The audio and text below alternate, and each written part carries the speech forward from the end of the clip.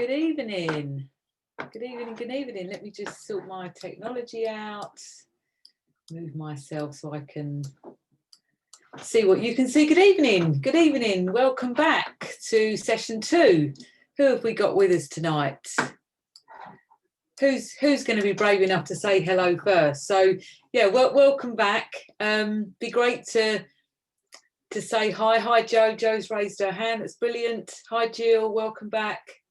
Hi Susan, Barbara, Helen. Wow. Millie, welcome back. Donna, Agnes, welcome back. Mark, amazing. Welcome. Lots of people putting their hands up as well. Love the fact we're getting so used to this technology now, right? We can raise hands, we can use the chat feature. We're all good. So welcome back. Hi Michaela, hi Rachel, hi Stephen, Ellie, welcome. Helen and Rob, brilliant. So hi David. Yeah, hope we've all had a good week.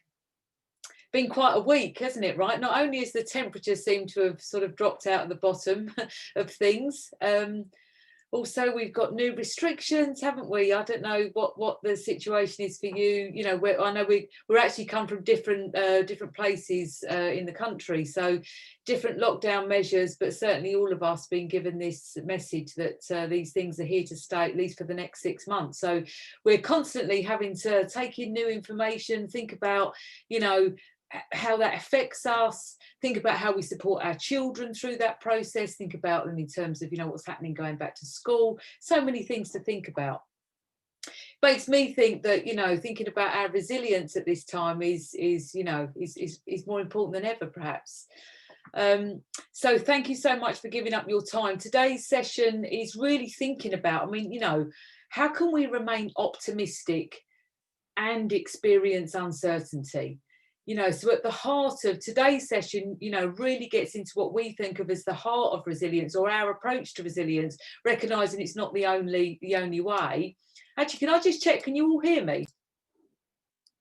Should just check you can all hear me first, shouldn't I, before I... Yes, oh brilliant, good. I suddenly had this thought, thinking, oh my goodness, that you can't hear me. Someone's saying, will we be able to see you? Now, I think what you need to do you should be able to see me. It's only small, but you should be able to see me. Maybe you haven't in the chat, you get the option to either hide the video panel or to show it. Perhaps you just need to unclick that side of it. Yeah, unfortunately I'm only a little corner in the middle of at the top of the PPT, and Nicola's very kindly saying, yeah, if you go to the view options at the top, and then you can choose to see the video. But I am only small, but you really don't want to see much of me anyway. As long as you can hear me, then I think that's good. I know, you know, it would be great, wouldn't it, to have it. I know some people prefer to see me having me half and half, but unfortunately Zoom doesn't give us that option in the webinar setup. So hopefully it doesn't put you off the session too much. Susan's saying that you can make me bigger by tapping on me. Susan, reminder guys, if you put in your message in your chat to just the panelists, only I can see it. If you put it into panelists and attendees, then everybody gets to see it. But yeah, Susan very cleverly is saying that if you tap on me, I get bigger. So hopefully for those of you that want to see more of my face, you're able to do that. We've got 37 people live now. Brilliant, that's fantastic. So it's amazing to have as many of you live as possible. Reminder that while we're talking about housekeeping, that we are recording these, so even if you can't stay for the whole time, or for those that we know are signed up, so there's more than those that are live signed up, you can watch it through the live recordings on demand.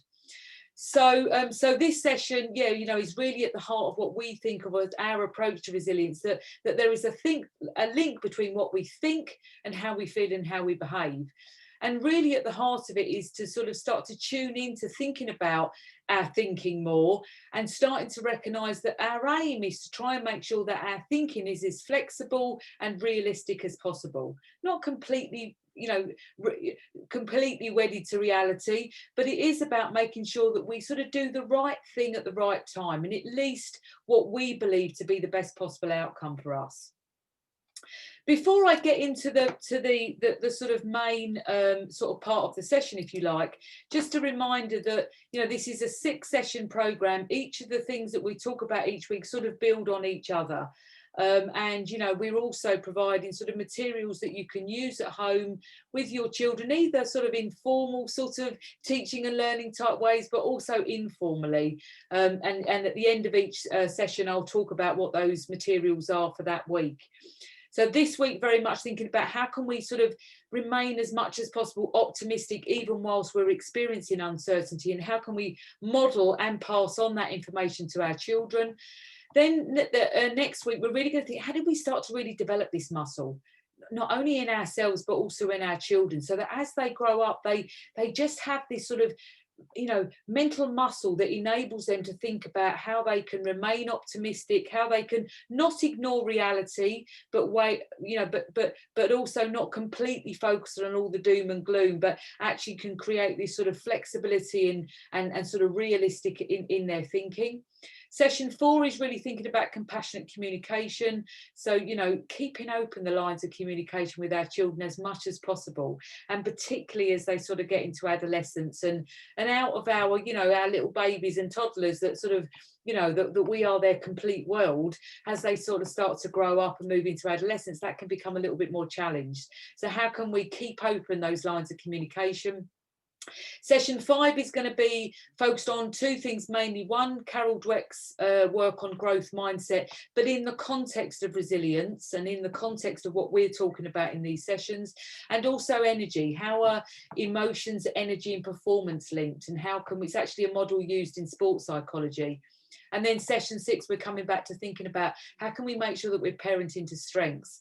And for those of you that have had a chance to complete the strengths questionnaire that we sent out last week, don't worry if you haven't, we'll send that out again in session 5. And actually the link will be there each time we send out the information. But it's just, the reason for asking you to do it sort of at the beginning is that you've identified what your strengths are through doing that questionnaire, and what we want to do is to just notice them, and then when we come back to session 6, we'll really focus on them in a bit more detail. So any sort of observations or questions or reflections that you've had since last time? To give you an opportunity to just, could be anything, could be nothing, could be something small, but just anything that you were thinking about since last time, anything that you sort of reflected on, particularly, I don't know, we asked, you know, thinking about, you know, focusing on being rather than doing, you know, building into your day just opportunities where you can just be, you know, forget the to-do list for a bit and just be. Or any questions that you might have.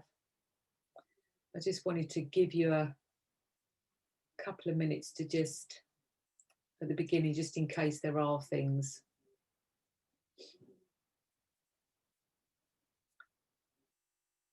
Oh, amazing, Lisa. So yeah, Lisa, you've managed to do the strength survey, and I'm assuming that your daughter did it as well, which is amazing.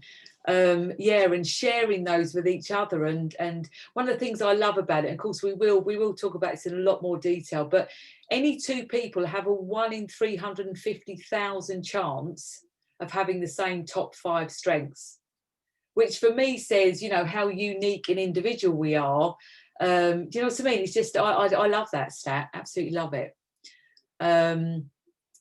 Yeah, Mark says strengths can also be a weakness. That, Mark, you just made that comment to me rather than to everyone, so I hope you don't mind me sharing it. But yeah, so, and we're going to talk about this in session 6, you know, absolutely. And it's not so much that our strengths, I think, are weaknesses, but that sometimes we have to recognise that our strengths are in play, and that's almost what's causing the problem, if you like. So, you know, you were sharing that honesty is one of your top, so you can think about a time when your honesty is going to get you into trouble.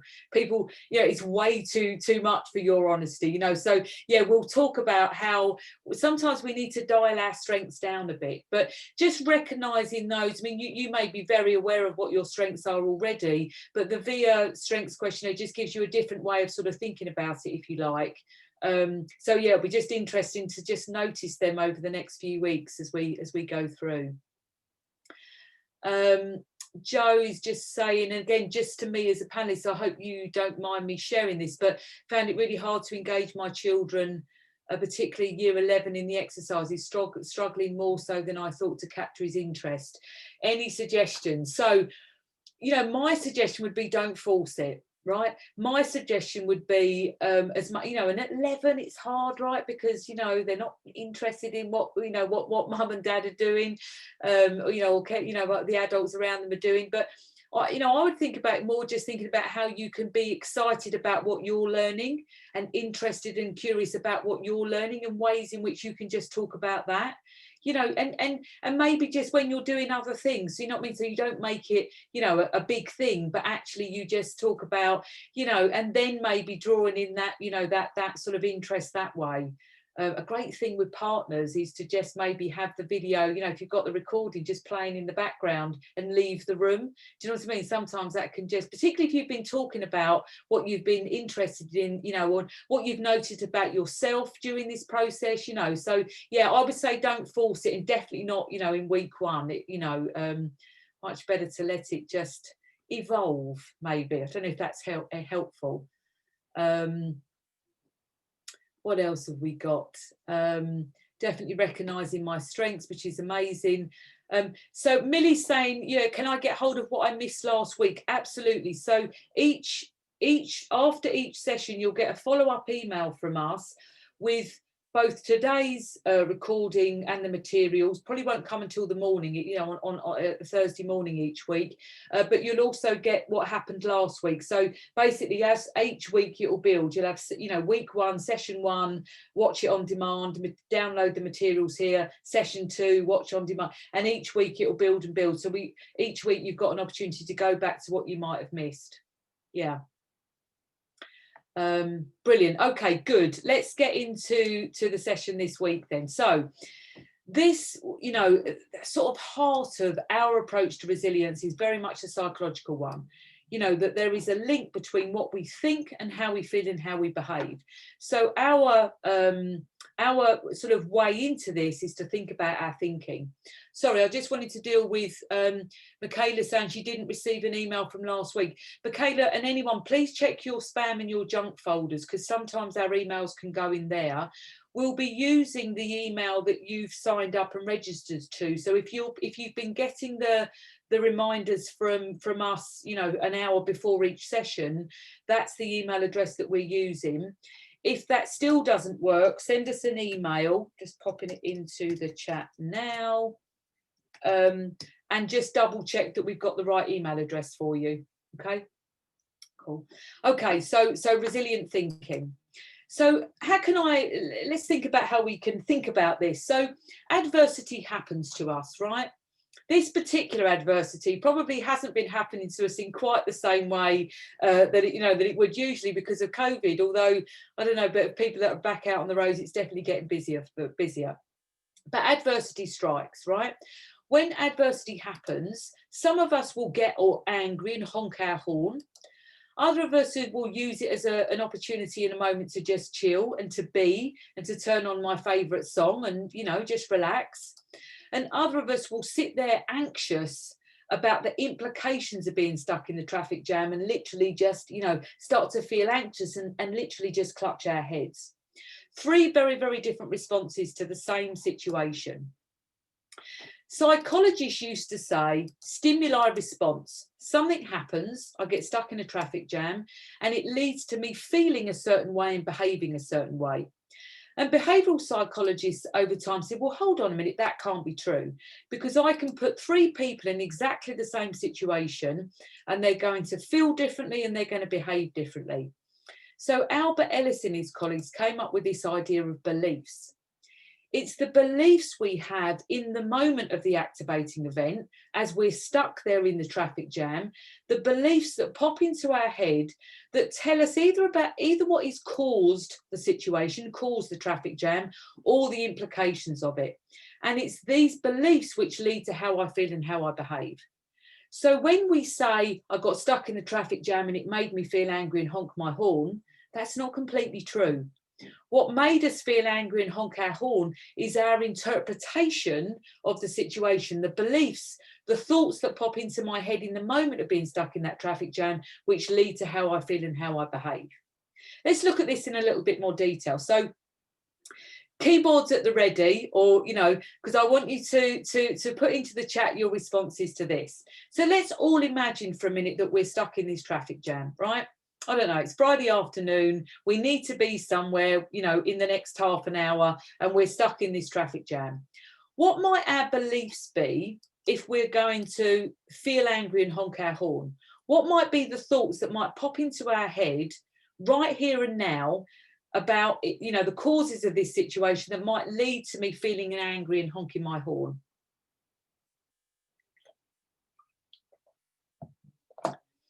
Liz says it's just my luck. Yeah. Helen and Rob, some idiot caused an accident. Yeah. Yeah, Catherine, I'm going to be late. Yeah, Stacey's probably a stupid driver. He's been driving irresponsibly. And yeah, typical. This always happens to me. Yeah, I'm gonna let somebody down, so that's what's making me angry, because I need to be someone. I'm gonna let somebody down. I'm already late. Agnes says I'm already late.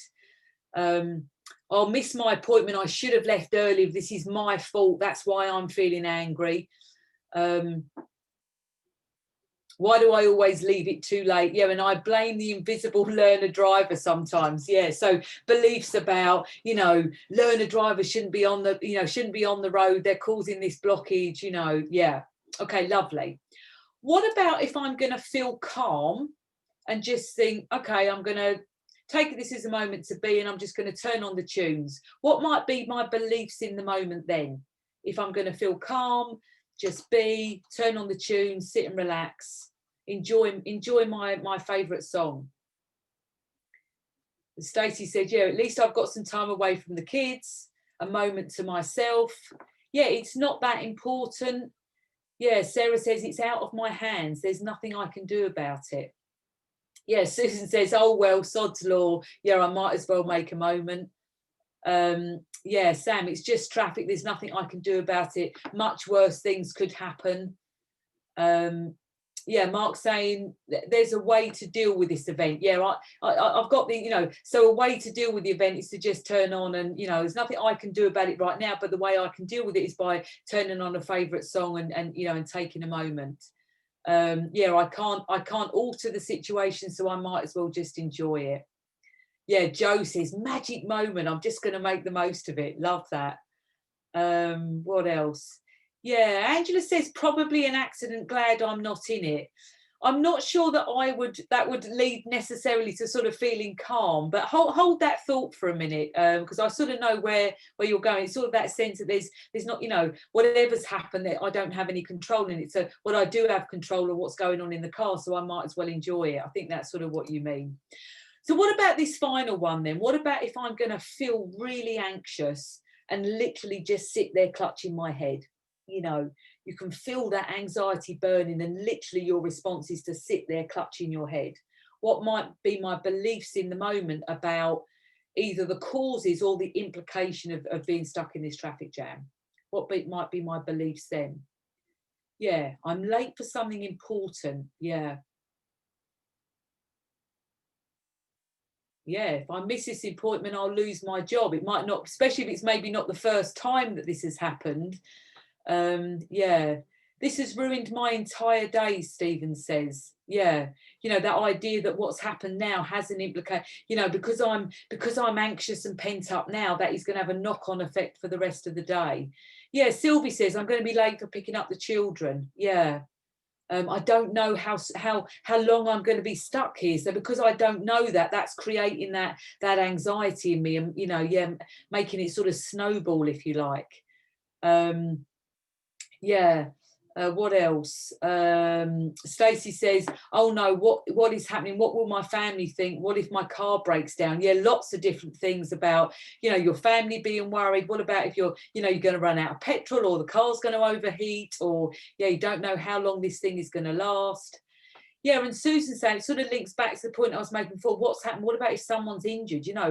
Perhaps it's, and starting to sort of get anxious about the idea that somebody's been involved in the accident. Yeah. Sam says everything is just too much. It's overwhelming. This is the last straw.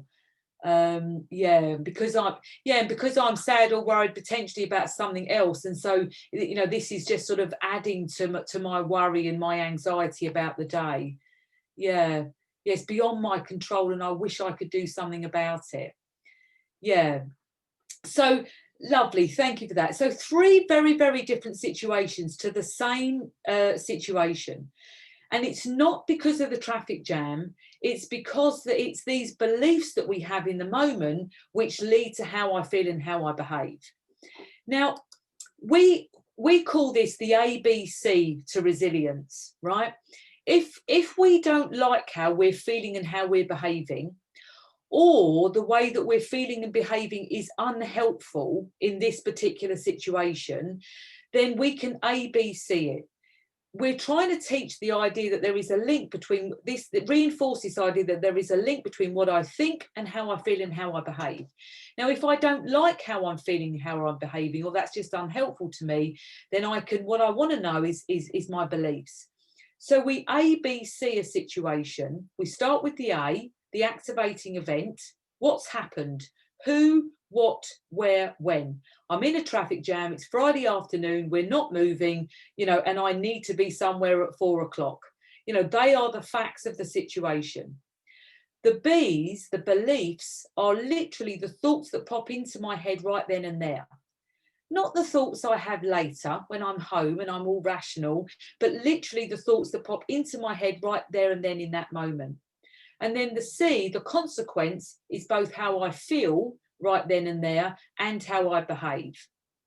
So, and we say that you can start with the A or the C because I don't know about you, but sometimes I don't necessarily know what's happened, but I know I just don't like how I'm feeling. Or the conversation I just walked away from just didn't go as I planned it to. It's not what I envisioned when I started, when I first opened my mouth. So sometimes, you don't necessarily, it's not necessarily this nice linear you start with either. Sometimes you just, your reaction isn't right. You just know that isn't working for you. And so then you can work backwards. So if you've got a piece of pen or paper in front of you, it would be amazing to just write this down. I'm not necessarily going to ask you to share this, but I almost just want you to have a go for yourself at just separating these 3 out. Now, we're modelling here what we do with children. We don't say to children, when we're teaching them the skill, think of an activating event that happened to you. The reason we don't do that is because it's much easier to learn something if it's somebody else, It's something that might be relevant to them or to us, but it's not actually our activating event. So we're modelling here the way in which we suggest this idea, this ABC model is explained to children by giving them what we call a canned activating event, something that's written for them. So this may or may not be a live, feel like a live thing for you, but it's intended as an example of something that may be familiar to you, or even if you haven't experienced it yourself, you can understand it's sort of a parenting type thing that can happen to lots of us. So the activating event is having agreed with your child that they'll clear up their room. You leave them for a while to get on with it while you do something of your own, because you've got your own jobs to do. 40 minutes later, you check in on them to find that their room is mostly as it was before, and your child is FaceTiming their friend. So imagine that's your activating event. Tune into what it might feel like to be in that. What might the thoughts be that pop into your mind right then and there? What might be your beliefs about what's caused this situation or the implications of it? And just write those down. And then also, what might be the consequence? What might you feel in that moment? But if you could name just one emotion, what might it be? And what might be your behaviour? What would your child or other people around you see you doing in that moment? Just going to give you a minute to just have a go at that for yourself. Tracy's sharing, oh yes, this is something I recognise, yeah. Tidy rooms are the bane of parents' life, I think. Doesn't necessarily change. My youngest is 23 and he's still got an untidy room. I just shut the door now. Sorry, I won't interrupt your thinking. So I'll leave you for a second to have a go.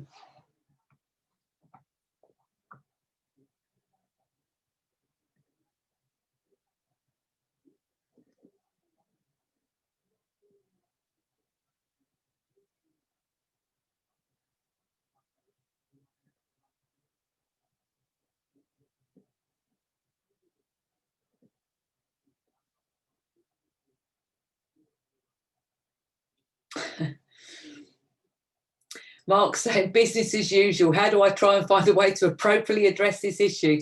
Yeah, at this stage, Mark, it's our desire as adults is to problem solve, right? You know, yes, how can I sort this out? So, but bear with us, because at this stage it's really about just trying to understand the process of the skill.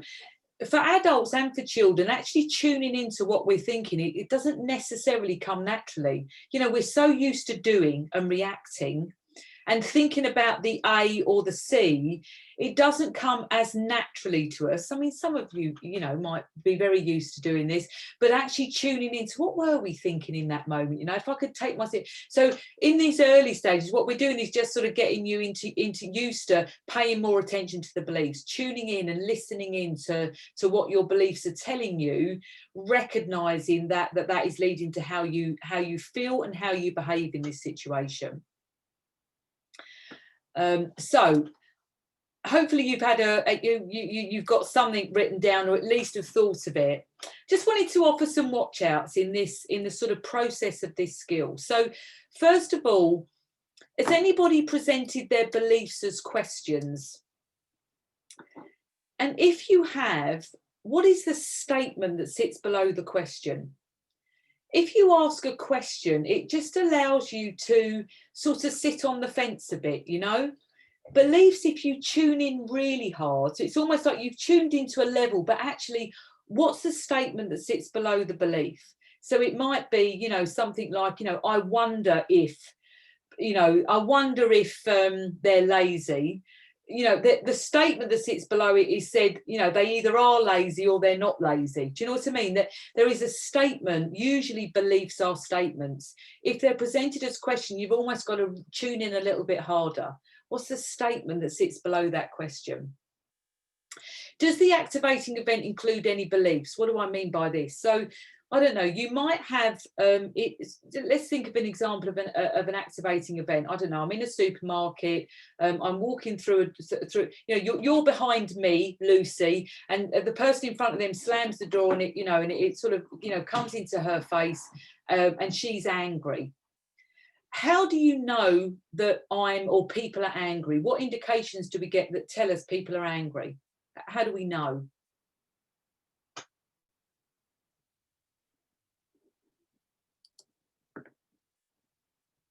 How do we know people are angry? Yeah, I might tut. What else? How do we know people are angry? Yeah, well, and attitude, I'm not sure, but definitely looks. You know, there might be a stern look on your face. Yeah, body language, behaviour. You know, I might be shouting. I might be clenching my fists. Yeah, looking my eyes, throwing my eyes up to the sky, swearing, tone of voice. Yeah, serious face and a louder voice. Yeah, screaming, shouting. Yeah, Barbara says, give that mum look, or slam the door. They're all facts. Lucy was screaming, she was shouting, she had clenched fists, she was red in the face, she was tutting. They're all things that we can see and hear. That I'm angry is a belief. We don't actually know. You know, and think about it yourself. When someone tells you what emotion you're feeling, you're like, no, I wasn't feeling angry at all. I was actually, you know, so we don't actually, we can't have, the fact that I'm angry is in the belief column. You know, it's not in the activating event has to be the things that we can physically see or hear or touch. It's almost like if you take a photograph of it, we could all agree, yeah, they are the facts of the situation. Anything that we can't agree on is an interpretation. That's a belief. So Lucy's angry should be in the belief column. Does that make sense to people? Let me know if it doesn't. And the beliefs in the ABC model, because obviously there's lots of meanings of the word beliefs, but the beliefs in the ABC are literally the thoughts that pop into my head right then and there. As I'm right in that moment, they're literally the you know, the internal radio station, the thoughts and the beliefs that are popping in my head that tell me either about the causes of the situation or they're telling me about the implications of the situation. And the reason for sort of emphasizing that is that we have different ways of dealing, different skills that we can use when we're dealing with beliefs about the causes of a situation. So Mark, you know, getting into your sort of problem solving, what do I do about this? Different skills that we can use to deal with the causes of it and different beliefs to think about the implications of it. In this session, we're going to share the skill that deals with the implications of. And then in the next session, we're going to come back to the causes of. So we're going to cover both, but today we're going to focus on the what next beliefs, really. So, and I'm going to come back to your question in a second, Mark.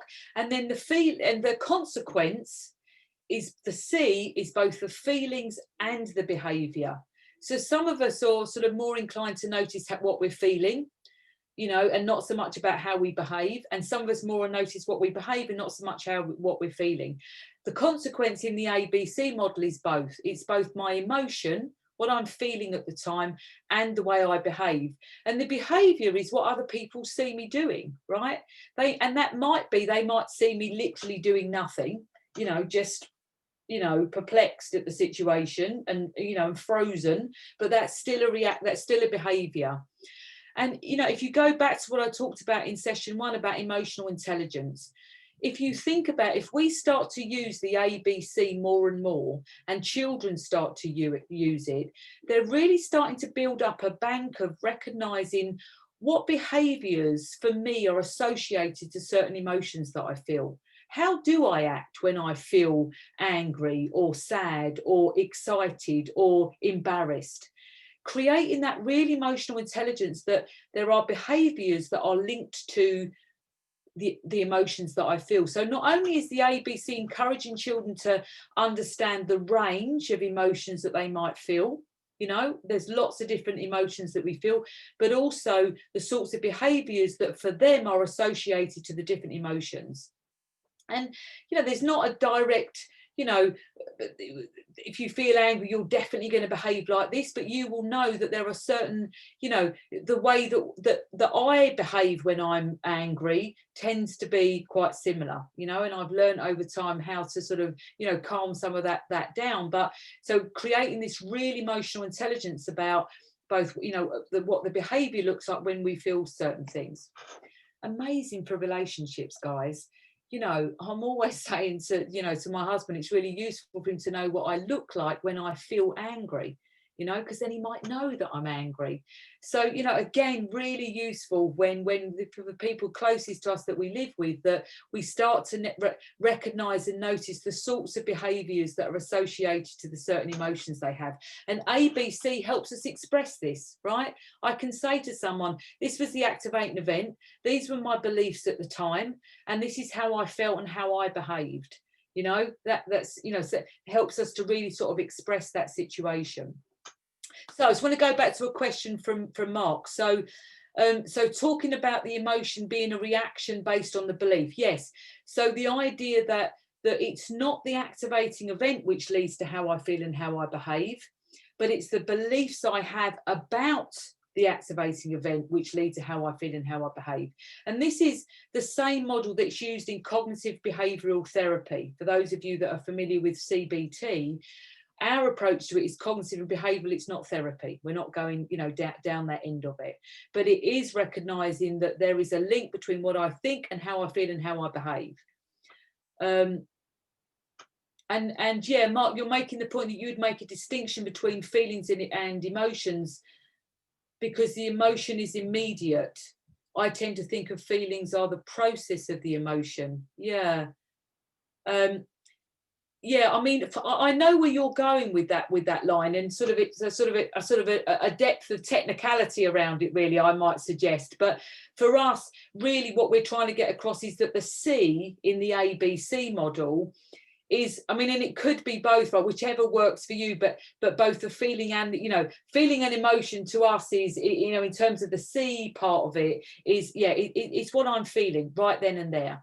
The emotion that I have right then and there is the bit that we're trying to get people to sort of pay attention to. Yeah, but I love your, you know, the sort of in-depth way in which you're thinking about it.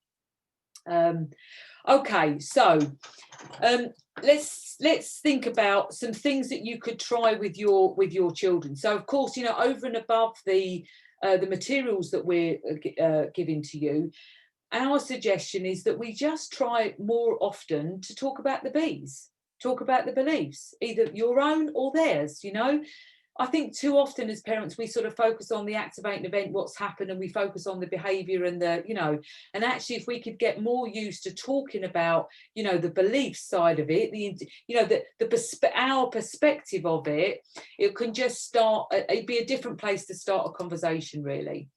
So, you know, we're suggesting that when they're upset but calm, there's no point trying to introduce and talk about this stuff when we're not calm, either for our kids or for ourselves. You know, first thing we need to do is to use some of those calming and focusing strategies that we talked about in session 1 to calm down. You know, don't start a conversation about beliefs in the, you know, in the heat of the moment. That's not a good place to learn this stuff. But when they are, you can start to ask, you know, what are you thinking right now? Which actually can be a really hard question for some children. So don't expect an answer to them. But for example, you know, what bothers you most about that? You know, so when they explain the activating event, asking what bothers you or matters to you most about that, that will be sort of bringing out some of a flavour of their beliefs that they might have about it. What's most important about that thing for you? The answers to these will give you a flavour of what their beliefs are. Won't be definitely what they're thinking, but it will give you a flavour. You know, and really what we're trying to promote here is to, in the early stages, to just keep a note of the self-talk, either, you know, so the self-talk we think about, you know, the beliefs, the thoughts that we have in the moment of situations, make a note of those. Use the ABC model, you know, that worksheet that you know, the A and the B and the C. And when you don't like consequences, you know, they're not working for you, or you see consequences in your children that for you think are unhelpful, either to you or to them, just start to make a note of them. You know, what are your beliefs about that situation? What can you, so start to ABC different situations and to start to sort of pay attention, because what happens over time is we start to notice patterns. And we're going to talk a lot about habits of thinking in session 3. So at this stage, you know, just bear with us, because we're going to get into the sort of content about, you know, what you do about them, and starting to notice what we do about these patterns. But, you know, what we want you to encourage to try with your children is to just be more curious about the bees. Don't try and change them at this point. Just be curious, because what that curiosity, what, you know, is saying to your children that you're interested in what they're thinking. At this stage, we're not trying to say you should do this or you should do that or you should think like that. You know, at this stage, all we're doing is just being more curious about their bees, and almost, you know, trying to remain judgment-free from it, you know, and just being curious about their perspective. So Millie's saying, yeah, you know, I wonder what might be helping them, you know, thinking aloud, yeah, using ways in which you can really draw out those ideas. I would encourage as much as possible to use what questions rather than why. If we start to think of ourselves or other people, why are they thinking like that? It tends to, and particularly if we ask somebody else, why would you interpret it like that? Why would you think like that? I mean, obviously the tone of my voice matters, so I can say, you know, I'm interested, why would you think like that? You know, so that makes a difference as well, you know. But if you say to someone, what was the most important part of that for you? Or what bothers you most about that? Straight away, a why question to me has a sort of a judgment tone to it in a way. I mean, not always, but in a way. And why, asking why makes me say, well, because. And it can have a tendency to keep us in the moment and to bring us up. Asking what, you know, what bothers you most about that? Or what was the most important part of that for you? Straight away, you have to think about it. You have to stop. You have to sort of, I don't know, what was the most important part of that for me was. So I would really encourage to use what questions rather than asking why, just because why can wind us up a bit sometimes. And I think really importantly that when we get a sense of their beliefs, what's going on for them, ask if we can help and be prepared that they say no. And particularly, I think for adolescents, you know, that actually just the fact that we're there listening to them is the most helpful part. And that sometimes they don't want us to dive into help and to sort it out for them. Actually, it's really the most helpful thing we can do is to just listen. And actually, sometimes, you know, I think if we jump in too much with our children, in the end, they stop telling us because they do, you know. But do you know what I mean? Because our response to it, the way that we deal with it, is actually part of the activating event for them. You know, your reaction and your response to it becomes your child's activating event. So yes, listening, yes, being curious about bees, but also recognizing that we have to sort of hand over, you know, almost what can you do about it? How can I help? You know, and it may well be that actually that you can do nothing at this point, but you can just be a good listener.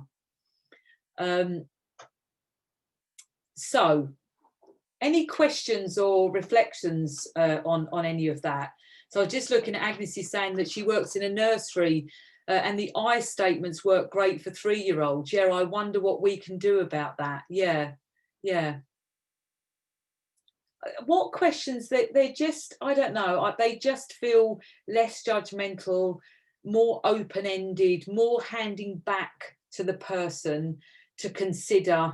Whereas, you know, I think, you know, and you're not trying to solve it for them. What you're doing is you're using those questions to almost just help them play it back for themselves in a way. So, yeah, thanks for sharing that, Agnes. I love that idea of I statements. And I love the fact that 3-year-olds are thinking about that. We've got a lovely program called Bounce Forward's Think Equal, which is really sort of encouraging, not teaching the things in the, you know, our Bounce Forward's main stuff that we teach in schools, kids have got to be able to think about their thinking. So we say usually 9 and above, but we have a Think Equal program, which is really trying to teach things like compassion and empathy, and you know, and this sort of sense of the agency that we have even from that really young age. So thinking about our emotions, our social and emotional responses to things. So it's amazing that you're also doing that. I love it. Yeah, and Stacey's sort of backing up what I was saying a bit, really, that at uni we were told why questions are seen to be accusing. And so that you're automatically on the fence. And it's true, and if you think about it, when someone says to you, well, why did you do that?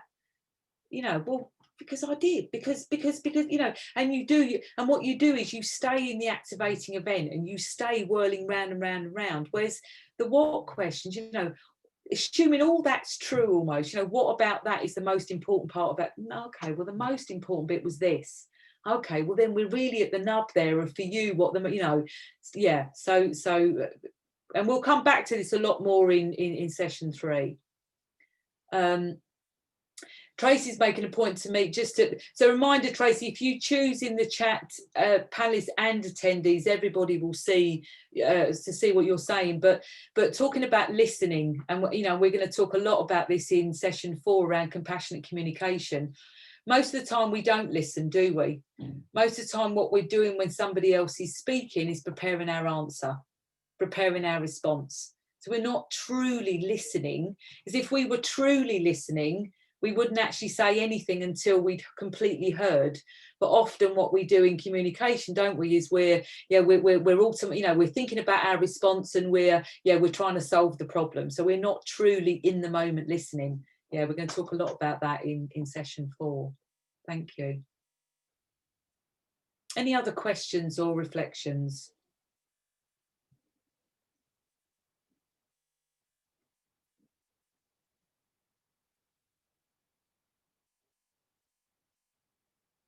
Yeah, Agnes, I totally agree. Open-ended questions encourage thinking and finding solutions for themselves. It's so important. And even, you know, so you're talking about children feeling valued, but also if we want to build self-efficacy, so we talked about that idea of you know, building that muscle that says that I have a belief in myself that I can be effective.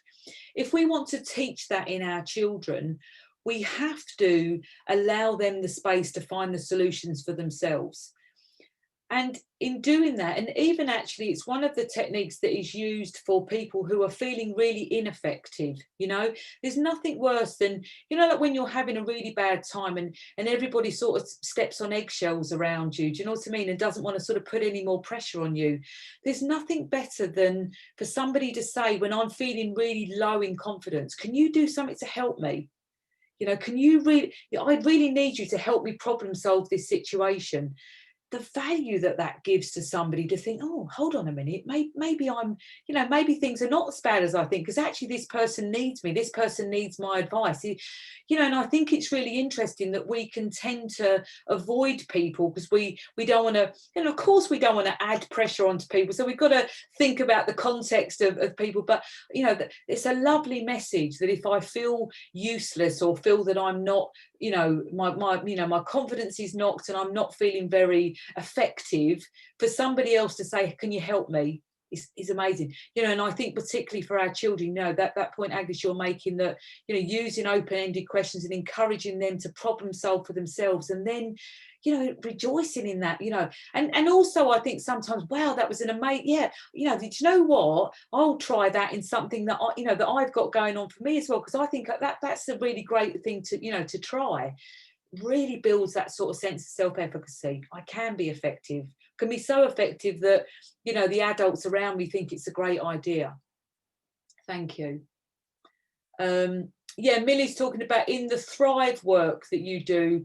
So you please do share what you mean a bit more by that. I don't know if there's a website or there's some information, people might not know what it is, but yeah, we shine a light on behaviour. And I'm assuming that shine a light on the behaviour, which is thinking about helpful behaviour, you know, the stuff that can really be helpful, and the stuff that can work. But please add into the chat anything, you know, any more information, because I'm sure other parents will be interested to find out. And yeah, someone's just sharing with me again, just to me, but saying in our house, in the scenario, we would have to go, we would have a go at the child and then tidy their room for them. Yeah, yes, been there. You know, yeah, so their behaviour is reinforced and they lose that self-efficacy. Yeah. You know, and again, it's like, for me, what is the activating event? Is the activating event that your child's not tidying their room, or is it actually the activating event for you that you can't bear their room not to be tidy? Because again, one of the things that I've learned as my, you know, as I say, my youngest still, you know, I think lives in a really untidy bedroom. But, you know, if that's what you know, it's his room. If he chooses to live like that, then, you know, I just shut the door, you know, keep away from it. Do you know what I mean? And literally don't go in there. He's 23. I know you can't do that with smaller children, and, you know, but what is the activating event for you? Do you know what I mean? And thinking about maybe A, B, C in that. Actually, the activating event for me is that I actually, you know, I can't, my child's room is untidy and I can't bear it. And think about, you know, putting your beliefs, if you use that as your activating event, maybe that might bring you somewhere different. Stacey's saying, does it count if tidying up I'm throwing things out? Yeah, I mean, probably, I don't know, maybe not.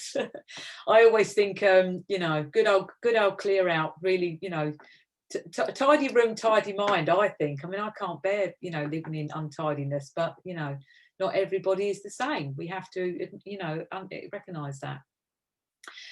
So thank you so much. So I wanted to sort of move into, you know, what we want to do as parents is problem solve, right? Which is what you're all doing. How can I, you know, I recognize this in myself. How can I change it? So we're going to think about those beliefs that can stem from the what next beliefs. So when we ABC a situation, our beliefs are usually either about the causes of a situation, the reason why I'm stuck in a traffic jam, the reason that, you know, why someone caused the traffic jam, or they can be the implications of it. You know, I'm stuck in a traffic jam. I'm going to be late. If I'm going to be late, the kids are going. You know, the kids are going to get a worry. If they worry, they're going to cry. If they cry, they're going to get upset. If they get upset, people are going to laugh at them. If people laugh at them, they're not going to want to go to school. You know, before I know it, I've snowballed a whole load of stuff that hasn't even happened yet. You know, what next beliefs. So we're going to look at. We call this catastrophizing. We get caught up in worst case scenario thinking.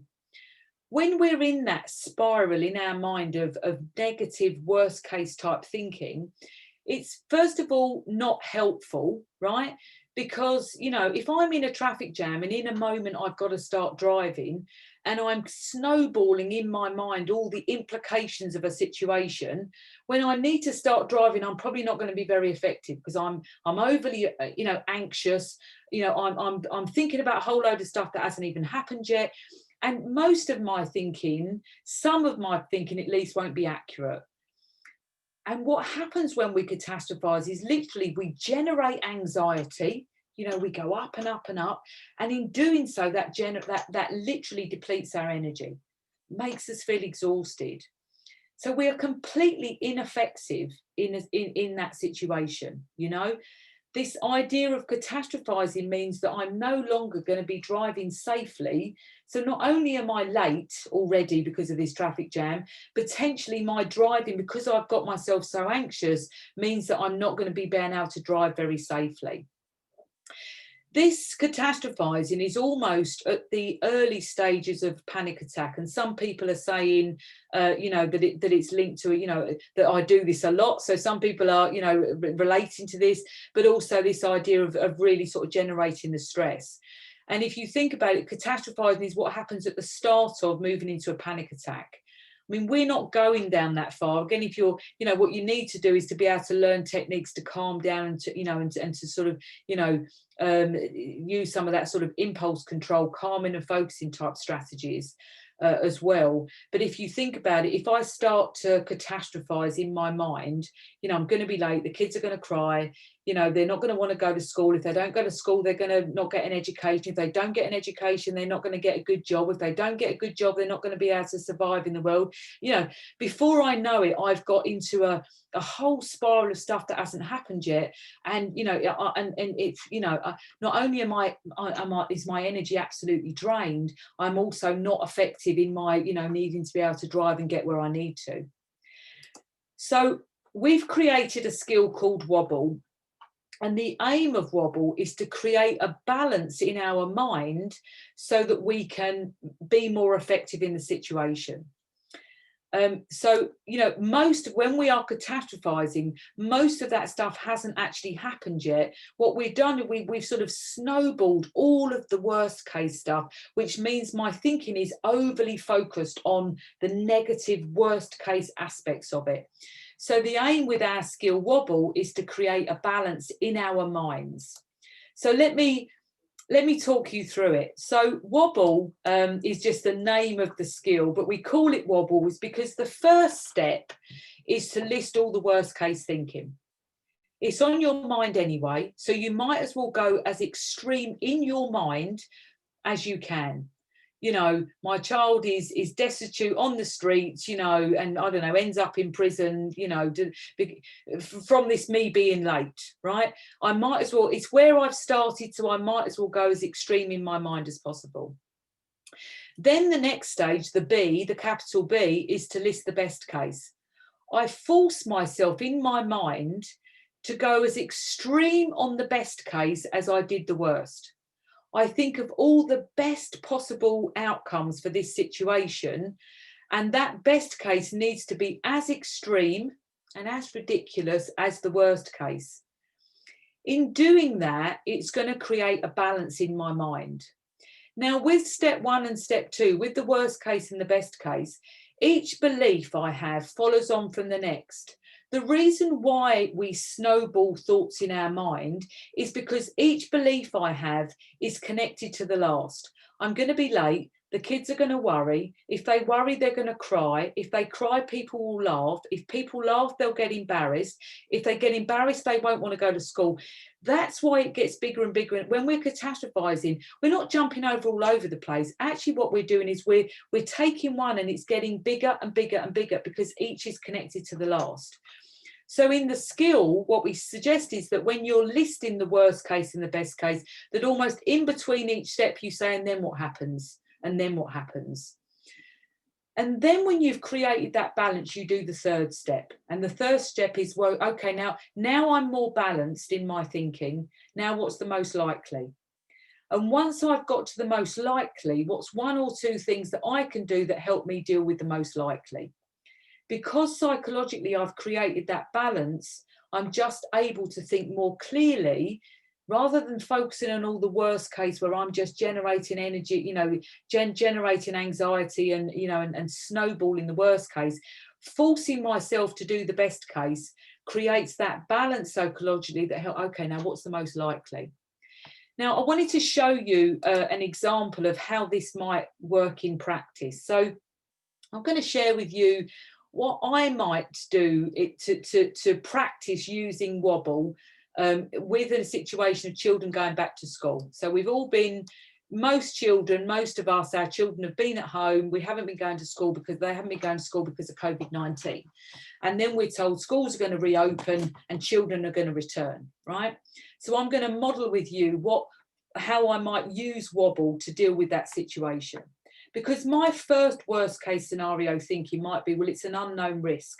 And if it's an unknown risk, then guidance for schools is contradictory. But if the guidance is contradictory, then no one's going to know how to behave. So if no one knows how to behave, staff are going to catch COVID and cases are going to spike. And if cases are going to spike, then hospitals are not going to be able to cope and they're going to buckle. And if that happens, then people everywhere are going to start to panic and the order's going to be lost. The second wave is going to be much worse than the first. And this virus is going to wipe out the whole of mankind. So that might be my worst case scenario thinking.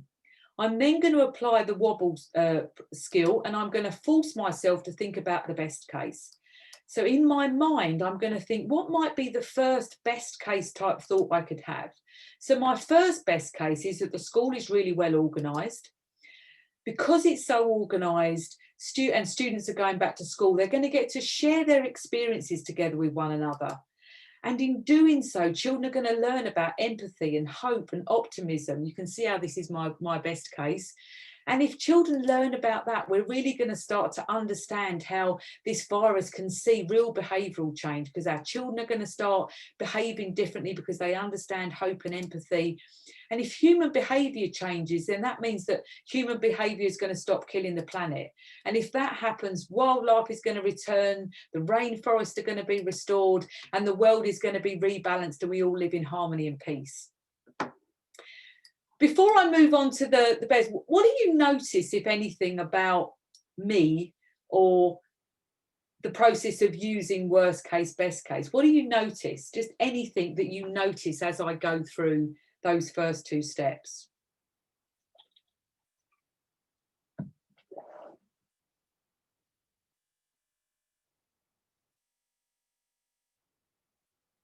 What do you notice? Yeah, Millie said my tone changes according to the worst case and the best case. Yeah. Yeah, and Eddie says I calm down. I mean, I've shared this example now, several times over the last couple of months, but it is amazing that when I'm talking through the worst case, I mean, of course, I know this example, but I can feel myself, sort of, and my voice gets a bit quicker and and I start to, and then the best case, it does have that sort of calming sense to it, and I don't know, I feel a smile come on my face. Yeah, Mark says they're both unreal scenarios. Yeah, they're both ridiculous, right? I mean, as if either of these things is going to be true, that, the virus is going to wipe out the whole of mankind, or that the whole world is going to be rebalanced and we all live in harmony and peace. Very extreme examples, and very unlikely that either is actually going to happen. Yeah, Karen raises an interesting point that the worst case seems more plausible. And and there's something about us human beings in this bias to the negative. This Barbara Friedrichsen, I talked about, I don't know if I said this exact example in session 1, but Barbara Friedrichsen, who's done a lot of work on the value of negative emotions. We did not survive as human beings because we were noticing all the wonderful things. We survived because we noticed the threat, and we could be ready for it, and we could respond to it. And that bias stays with us. So us human beings generally have a negativity bias, which sort of means the worst case seems more real.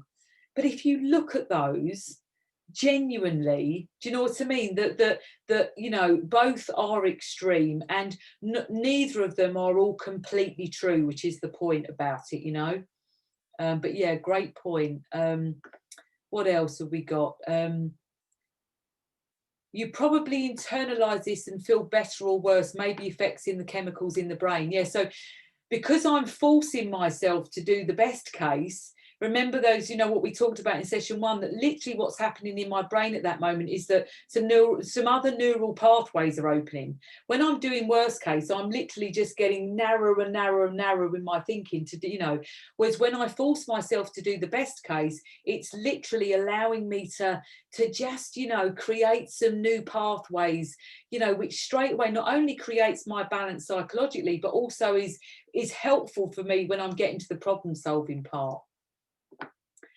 Marx is tending towards the negative in order to generate behavior to avoid it. Tending towards the worst is natural in order to generate behavior. Yeah, so almost like risk assessment type. I think that's what you mean. Yeah, that idea that we need to pay. There's almost like a bias, isn't there? We need to pay attention to the risk because that we've got to protect ourselves against it. Whereas almost the best case, we don't need to pay so much attention to that. I suppose what I'm trying to encourage you to think about through this is that actually not ignoring the worst case, but actually there's real benefit in the best case as well. For all the reasons we talked about in session 1, that our psychological resources get improved if we are feeling positive emotions. We're able to think more creatively, more naturally. We're more likely to have our coordination, and our physical aspects are improved if we're feeling positive emotions. So I'm not saying that we shouldn't pay attention to the stuff that we need to respond to, but also trying to create that balance, that the positive stuff is actually just as important. I believe it to be. So Millie's saying, yeah, the serotonin which comes in when we force ourselves to do the best case. Yeah, thank you for that's what's happening. So worst case first, then the best case. So what's the next bit of wobble? So the next now I'm more balanced in my thinking. I can say, okay, what's the most likely? So for me, the most likely now is that there is some confusion. There will be staff absences, school absences, as staff and students have to isolate. Local lockdowns are already becoming a part of the new normal.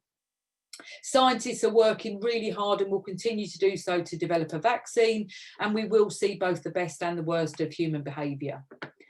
So now I'm more balanced in my thinking, and my thinking is now more likely. What's one or two things that I can do that help me deal with the most likely for me? So sorts of things that I might do is I might make a list of my concerns and benefits and do it as a family. And then if we're focusing too much on the concerns, we can use wobble individually or perhaps as a family to help us to get more balanced in that thinking.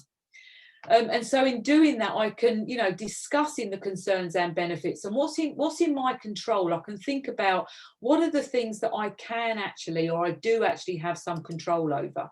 And then I can take action on those things.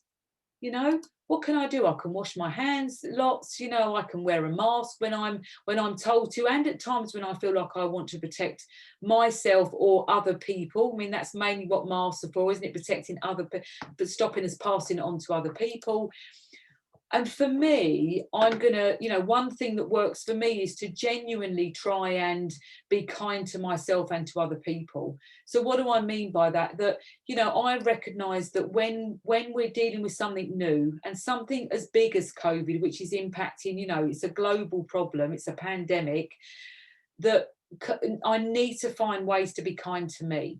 Because unless I do that, what I can tend to do is to forget that being kind to me is actually going to help me. It's actually part of my strategy to deal with this thing that we're dealing with every day, to take time to be kind to me. What are the things that I can do that are going to look after me and make sure that I'm going to be kind to me?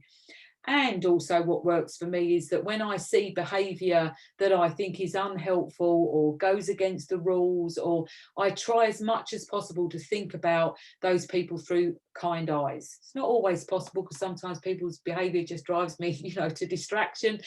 But try as much as possible to think about what's in it for them, you know, why might they be motivated to act in that way? And so try as much as possible to think about that behaviour with as much kindness as I possibly can. So that's the wobble skill. The order is important, and we're going to send you a worksheet. You know, we encourage you as much as possible to use worksheets because we know that writing stuff down really helps. It helps you think about the process of the skill. It helps you distance yourself from the situation so you can sort of look at it afterwards. And it then helps you articulate it to other people. It will help you explain it to your children if you've gone through the process yourself. So the order is important. And by the way, we're in the materials that we give to children, we're not suggesting, we're not giving them wobble yet. We don't give them that, I think, until after session 4. So yeah, so don't they won't be getting. We want you to have a go at practicing this for yourself first. So order is important. First one is worst case. You're there anyway, so you might as well get it all out and go as extreme as you possibly can in your mind, remembering that none of this has actually happened yet. I mean, some of it might have happened, but your extreme won't have. Then you do the best case. And in step 1 and 2 that you step through, you write the belief and then what happens. And because each belief is connected to the last. And then when you've done step 1 or 2 and you've created that balance, then, okay, what's the most likely? And once you've got the most likely, what's 1 or 2 things that I can do that's going to help me deal with the most likely? And we start with self because, you know, that's the bit where we have some control. So we're going to send that worksheet, and I'm really interested next time, you know, if you, particularly those of you that are saying that that you can catastrophize, you know, a lot, it sort of feels familiar to you. I'll also say for those of you that don't catastrophize, you may be sitting there thinking, you know, oh my goodness, this woman is, you know, is really, you know, is not all there in some way. But if you're not a catastrophizer, again, what we're trying to encourage here is conscious competence of skills. So process of a skill that can actually help people who do.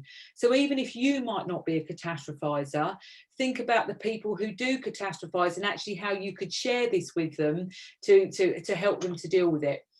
What happens over time is you create shortcuts to this skill. So we say in the early stages, do it longhand. But what happens once this muscle becomes a bit more developed is you create shortcuts. So I know now that as soon as I can feel myself starting to catastrophize, I can go worst case. I almost jump right to the worst and then force myself to do what, you know, the best, because I'm so used to doing it. I literally just go worst case, best case. And that immediately gives me that balance. But that doesn't come immediately, you know, that happened over time. So give it a go, and next time we'll you know, you can offer some reflections on it. I wanted to you know, we've talked a bit about, you know, sort of optimism versus pessimism, or we talked about sort of negativity bias. And I just want to stop for a minute and recognise, you know, again, the control that we have here and the value of optimism, paying attention to the things that we can be grateful for, even in you know, in a difficult situation like COVID-19, you know. And I've said already this negativity bias we have, you know, and how it helped us survive as human beings, and creating this balance that when we get creative, you know, we didn't learn to create new tools or to work with tools or to, you know, shape things that could eventually become, you know, either a tool or, I don't know, a wheel, you know, all that stuff that we don't get creative when we're feeling under threat. We get creative when we feel safe and when we feel calm and when we are experiencing positive emotions. So if we want to get creative and problem solve, there is a value in also paying attention to positive emotions. Positive emotions shouldn't just be something that we think about when all the difficult stuff has happened, because experiencing positive emotions can actually help us problem solve. It's helpful in something like the wobble skill because it creates that balance. And it's helpful in every day when we're dealing with difficult situations. If we know the things that make us feel calm, make us experience positive emotion and a low energy, those are things that are going to be absolutely essential when we are problem solving, when we are dealing with difficult situations. So it's not just a nice to have, you know, it's actually essential in terms of our resilience. So I'm going to really encourage you to, at the end of the, maybe even now as I'm talking, but definitely at the end of this session, write down 3 things that you can be grateful for, and start with in life generally. You know, so as you think of your life generally, what are 3 things that you can be grateful for? And then think about what are the things that you actually think are a benefit of COVID, of the current situation. And you know, and I'm focusing on COVID, but there may be something else at the moment that you are experiencing or dealing with. And if you, as you think about that current situation, if you could force yourself to think about what might be the benefits here, write those down, you know, thinking about, you know, trying to flip this idea of thinking about flipping a situation on its head and thinking about what are the benefits here. And think about what might your child say about the positives of COVID-19, you know, let's stay there. And how do you respond when they talk about the positives for them? Do you just dismiss them and say, oh, you know, you're not taking this seriously, and you know, and we can't be focusing on, you know, we've got to get serious, we've got to focus on the risk here because that's what we're going to, you know, that's what we need to do to respond to it. Again, you know, you're modeling, or do you model the idea that, yeah, it's amazing that you're able to think about the, you know, that what I can be grateful for about this situation, or what we think is a positive. And you might learn something from your children. You know, if you ask them what for them has been a positive, how do they answer? You know, what sorts of things that have been positive for them. There might not be any, and we have to recognise that as well. But again, just encouraging this idea of what can we be grateful for, paying attention to it, valuing it. So I'm going to really encourage you to write some of those down. I mean, I don't know, maybe let's just stop for a second. What time we got? Yeah, let's just stop for a second. And for us as a group, what are the benefits? So then let's stick with COVID-19. What are some of the benefits of COVID-19, either for us personally or for us collectively? What are the sorts of things that we can think of that are a benefit? What can we be grateful for this situation? Yeah, Stacey's saying the daughter was happy that, you know, to stay away from other children, which for her was individually great. Yeah. And a tricky one, Stacey, right? Particularly when you then got to sort of, you know, opening that back up. So, you know, obviously, I don't know, there must be other things going on, but yeah, interesting to think about how you can use understanding of that to be helpful as we move back into sort of reconnecting. Yeah, connecting with our families. I mean, that has to be a, you know, massive thing, isn't it? That, you know, and I know we've been potentially connecting with our family members outside of our homes in a different way, but we certainly, you know, like my mum and dad have been learning how to use Zoom, and you know, we've connected with my elder brother lives in the States, so we've actually spoken to him more during this time than we ever normally do. So yeah, Joe says just life slowing down. Yeah, not having to having that opportunity to just stop and reflect, and yeah. Yeah, Sam says in the summer, so less cars on the road, definitely been a benefit. Yeah, Angela says, oh, sorry, Andrew, you said this just to me, but an extra hour in the day because you're working from home, so you haven't got that commute time. Yeah, love that. And I think many of us are, thinking about, we're still at home, aren't we? And yeah, I think it's a lovely opportunity to think about as something to be grateful for. Yeah, headspace from everyday life and spending time with my teenagers. Love that, Barbara. Yeah. Yeah, not so many time pressures, the idea of staying in more, yeah, time just felt like we had more time to do things. I personally got into my garden. I never realised that I actually enjoyed gardening, which I do, because it always felt like a job, like a chore. But actually during this time, particularly not so much now because the weather's changing, but was really, really got me into my garden. What else?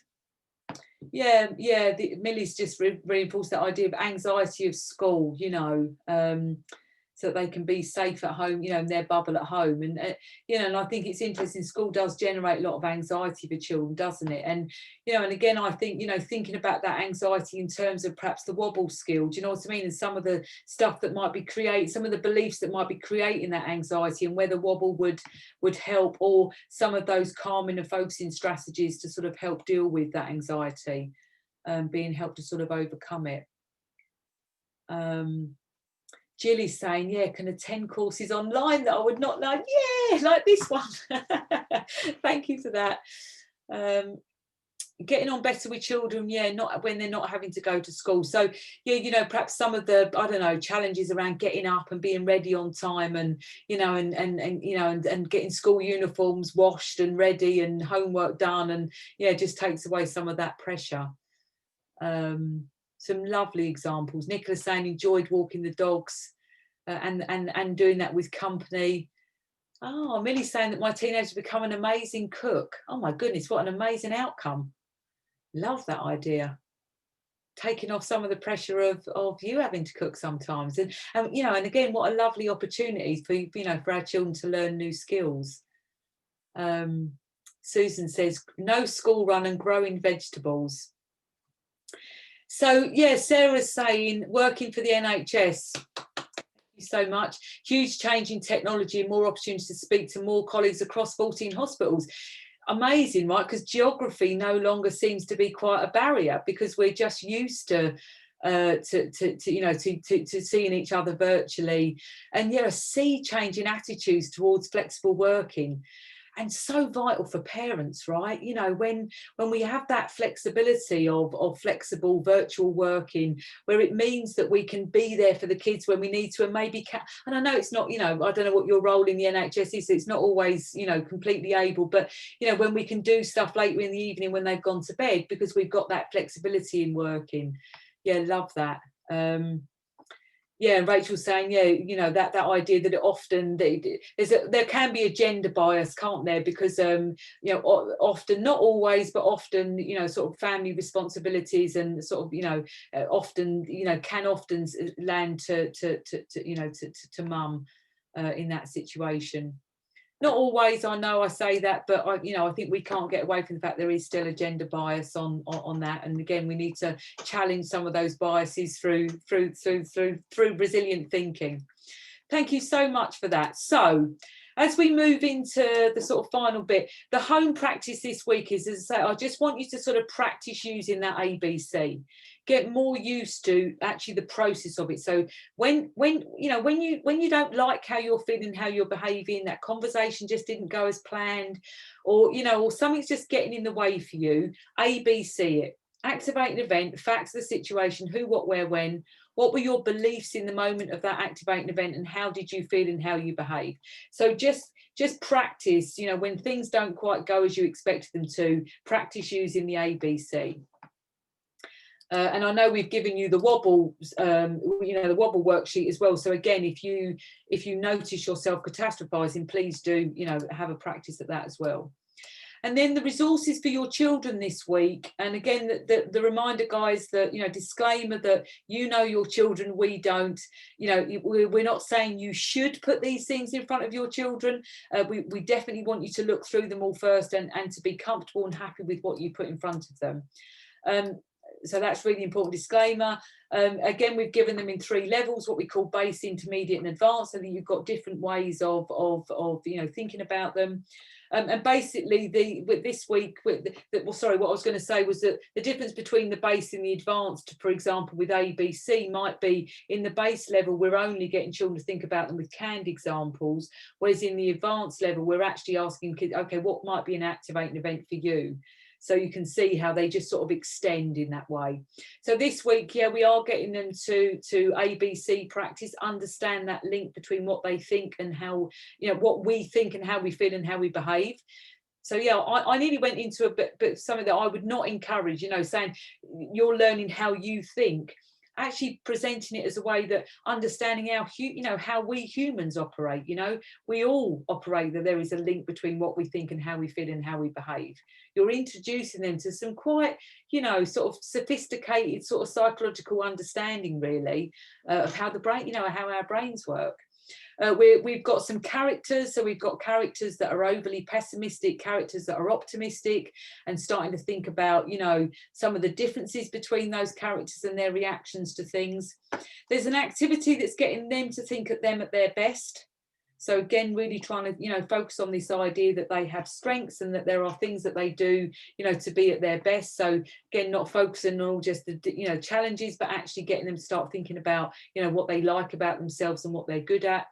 And then calm and focused practice ideas that we're really encouraging you to do. I mean, encourage your children to have a practice on their own, but also potentially to have a practice with as a family group. To try something, to see what people think of it. Does it work for them? Doesn't it? And have a conversation about that. But really trying to get this message across that there are things that we can learn that help us to calm and focus, and that doing that is a good thing to do in advance of actually needing them. So it's a good thing to learn, not because you need them right now, but actually because when you do need to calm down, or you do need to change focus on something else for a minute, you've already learned, we've had a go and we've practiced them and we know what they are. It's much better to learn them in advance, because then when you need them, you can. So that is the end of this session. As I said, next session I ran through at the beginning, so I won't do that again. But, next session we'll really get into that, developing the mental muscle, and talk about what we do about why, where those beliefs are about the causes of a situation. But as before we finish, I just wanted to offer an opportunity. Any questions or reflections? I'm sure David would be interested to know anything that you found either helpful or unhelpful, anything that you are thinking that you want to know more about. Just any comments, reflections, questions before we finish.